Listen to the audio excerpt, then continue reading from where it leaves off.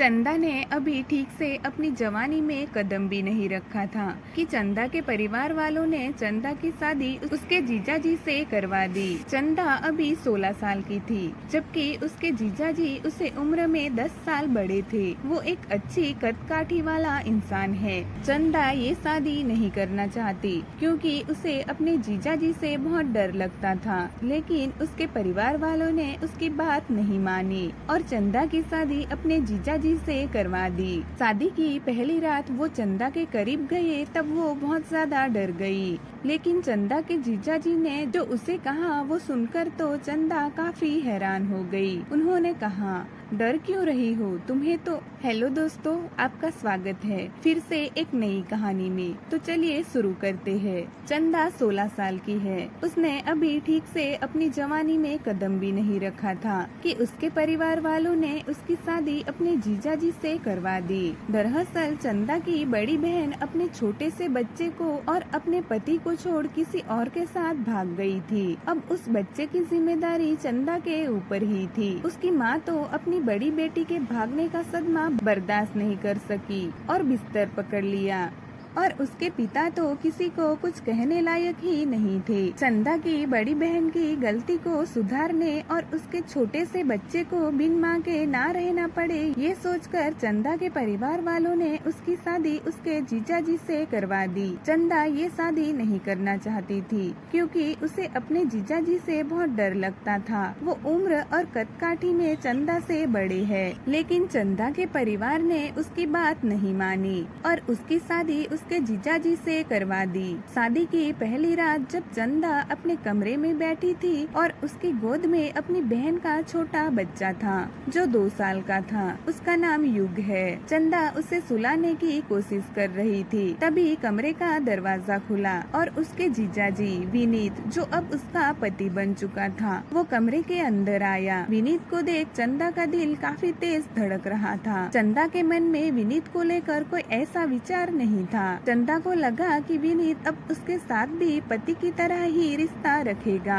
लेकिन ऐसा नहीं हुआ। विनीत चंदा के पास आया और कहा, तुम और युग इसी कमरे में रहोगे और मैं दूसरे वाले कमरे में। तुम्हें यहाँ कोई परेशानी नहीं होगी, लेकिन तुम कभी मेरी पत्नी बनने की कोशिश मत करना। कहीं तुम भी अपनी बहन की तरह ही निकली तो तुम इस घर में सिर्फ युग की माँ बनकर ही रहना। मेरी बीवी बनने की कोशिश मत करना, वरना तुम्हारी बहन की गलती की सजा भी शायद तुम्हें ही मिले। ये कहने के बाद विनीत कमरे से बाहर चला गया और चंदा उसकी बात सुनकर हैरान हो गई। युग की आवाज से वो अपने होश में आई, जो मम्मी मम्मी कहकर उसे बुला रहा था। चंदा ने उसे बेड पर सुला दिया और खुद भी सो गई। चंदा को विनीत की बात बुरी लगी थी। उनकी शादी चाहे कैसे भी क्यों ना हुई हो, लेकिन चंदा ने इस रिश्ते को स्वीकार कर लिया था। लेकिन चंदा ने विनीत को कुछ नहीं कहा क्योंकि उसकी बहन ने जो किया उसके बाद उसका ऐसा व्यवहार करना बड़ी बात नहीं थी। चंदा ने सोचा कि वक्त के साथ विनीत भी उसे अपना लेगा।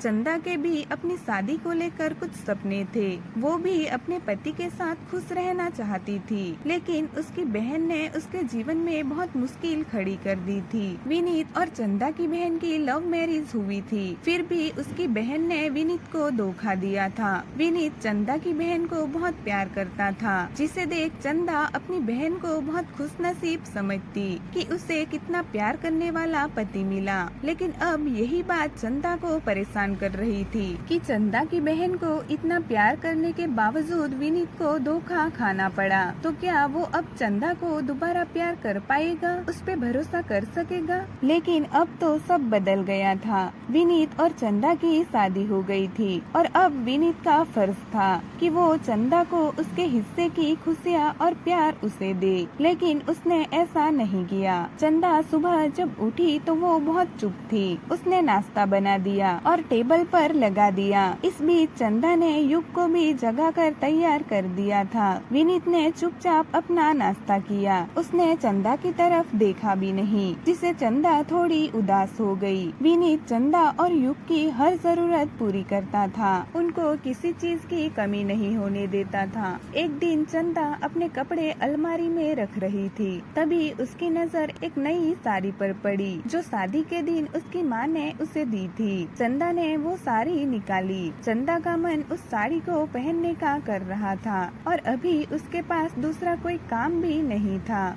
तो चंदा ने वो साड़ी पहनी, उसकी मैचिंग चूड़ियाँ पहनी और थोड़ा सा मेकअप किया। चंदा बहुत खूबसूरत लग रही थी। वो बाहर हॉल में आकर अपनी फोटो लेने लगी। तभी विनीत घर आया। उसकी नजर ना चाहते हुए भी चंदा पर ठहर सी गई। कुछ पल बाद वो होश में आया और चंदा की तरफ गया और उसका हाथ पकड़कर गुस्से में कहा, इतने तैयार होके कहाँ जा रही हो, या फिर ये नया तरीका अपनाया है मुझे अपने करीब करने का? तुम्हें क्या लगा तुम इस तरह मेरे सामने आओगी तो मैं बहक जाऊंगा? ऐसा कभी नहीं होगा। तुम इस घर में सिर्फ युग की माँ की हैसियत से हो, उससे ज्यादा कुछ नहीं। ये कहकर विनीत ने चंदा का हाथ झटक दिया, जिस वजह से चंदा की चूड़ियाँ टूटकर उसके हाथ में चुभ गई। लेकिन विनीत ने इस पर ध्यान नहीं दिया। चंदा को कुछ भी कहने का मौका नहीं मिला। वो तो बस ऐसे ही तैयार हो गई थी। उसका विनीत को रिझाने का कोई इरादा नहीं था। चंदा की आंखों में आंसू आ गए। वो अपने कमरे में जाकर रोने लगी। तभी युग भी उसके पीछे कमरे में आ गया। चंदा को इस वक्त अपनी बहन और युग पर बहुत गुस्सा आ रहा था। अगर वो चंदा की जिंदगी में नहीं होते तो शायद आज उसकी जिंदगी ऐसी नहीं होती। उसके मन में एक पल के लिए युग के लिए नफरत ने दस्तक दी, लेकिन चंदा ने अपने ख्याल झटक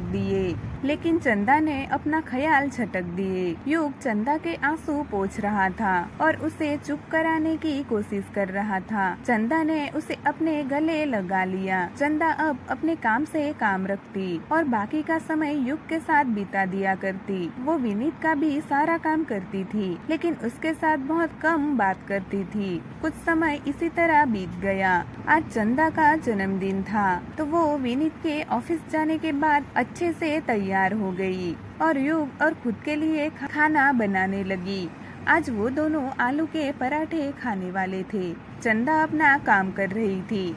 तभी युग उसकी कुछ फोटो क्लिक करके विनीत के पास भेज देता है, जिस बारे में चंदा को कोई खबर ही नहीं थी। चंदा खाना बना देती है और उसे डाइनिंग टेबल पर लगा देती है। वो दोनों अभी खाना खाने ही वाले थे कि विनीत घर आ जाता है और बिना कुछ सोचे चंदा पे गुस्सा होते हुए कहता है, ये क्या हरकत है?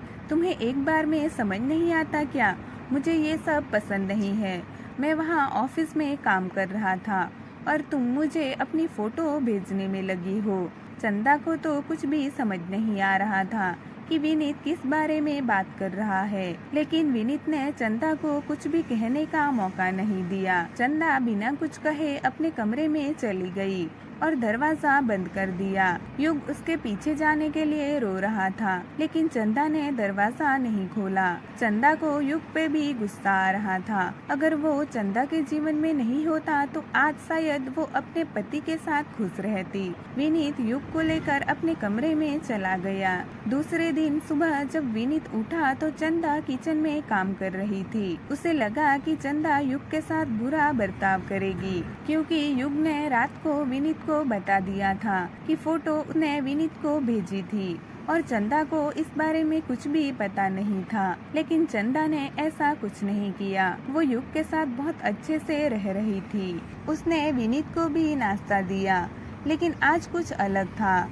उसने विनीत को एक नजर देखा भी नहीं। वो विनीत को नाश्ता देने के बाद वापस युग के साथ व्यस्त हो गई। समय इसी तरह बीतता रहा। युग की उम्र अब स्कूल जाने जितनी हो गई थी। चंदा अब बहुत बदल गई थी। उसने अब तैयार होना छोड़ दिया था। वो सादे कपड़े पहनकर ही घर में रहती। बाल भी 2-3 दिन में एक बार बनाती थी। उसने घर से बाहर निकलना भी बंद कर दिया था। एक दिन किसी त्योहार पर सब मिले। चंदा के परिवार के लोग भी वहाँ मौजूद थे और रिश्तेदार भी। सब तैयार होकर आए थे। वो सब आपस में बातचीत कर रहे थे। तभी चंदा की माँ ने उसे देख कहा, चंदा तुम अभी तक तैयार क्यों नहीं हुई? ना चूड़ियाँ पहनी है ना कुछ। उनकी बात सुन विनीत का भी ध्यान चंदा पर गया। वो घर के सादे कपड़े पहनकर अपना काम कर रही थी। चंदा ने उनकी बात सुन बाद में तैयार होने का बोल दिया, लेकिन वो सिर्फ अपना काम करती रही और सबकी देखभाल में ही लगी रही। शाम को सब अपने अपने घर के लिए निकल गए। दूसरे दिन विनीत शाम को घर आते वक्त चंदा के लिए कुछ लेकर आया। उसने देखा कि चंदा कुछ काम कर रही थी। वो उसके पास गया और उसे अपने साथ लाई शॉपिंग बैग चंदा की तरफ बढ़ा दी और कहा, ये तुम्हारे लिए। चंदा ने उसके हाथ से वो बैग ले ली और खोलकर देखा तो उसमें एक सुंदर सी साड़ी और उसकी मैचिंग चूड़ियाँ भी थी। लेकिन सब देखकर भी चंदा ने कोई खास प्रतिक्रिया नहीं दी। वो बैग साइड पर रख चंदा वापस अपना काम करने लगी। ये देख विनीत ने उससे पूछा, कैसी है साड़ी, तुम्हें पसंद आई? चंदा ने हाँ कहा और वापस अपने काम में लग गई, जबकि विनीत उसके साथ बात करने की कोशिश कर रहा था। चंदा को विनीत के व्यवहार में बदलाव महसूस हो रहा था, लेकिन चंदा उसे सिर्फ हाँ ना में ही जवाब दे रही थी। रात को विनीत चंदा के कमरे में गया। ये देख चंदा काफी चौंक गई, क्योंकि विनीत रात को कभी उसके कमरे में नहीं आता था। विनीत चंदा के बेड के पास जाकर खड़ा हो गया और कहा, चंदा मैं जानता हूँ मैंने तुम्हारे साथ बहुत बुरा किया है। तुम्हें उस गलती की सजा दी जो तुमने की ही नहीं थी, लेकिन उस समय मैं बहुत टूट गया था और तुम्हारी बहन ने जो मेरे साथ किया उसे मैं भूल ही नहीं पाया। लेकिन अब मुझे अपनी गलती का एहसास है और मैं हमारे रिश्ते को स्वीकार करना चाहता हूँ। क्या तुम मुझे माफ कर दोगी? चंदा भी उसकी हालत समझ सकती थी, लेकिन वो ये भी भूल नहीं पा रही थी कि विनीत ने उसके साथ कैसा व्यवहार किया था। इसीलिए वो इस बारे में सोचने का थोड़ा टाइम मांग लेती है। विनीत भी उसकी बात से सहमत हो जाता है। समय ऐसे ही बीतता रहा। अब युग भी स्कूल जाने लगा था। चंदा और विनीत का रिश्ता भी अब काफी हद तक ठीक हो गया था। वो तीनों अपने छोटे से परिवार में खुश थे।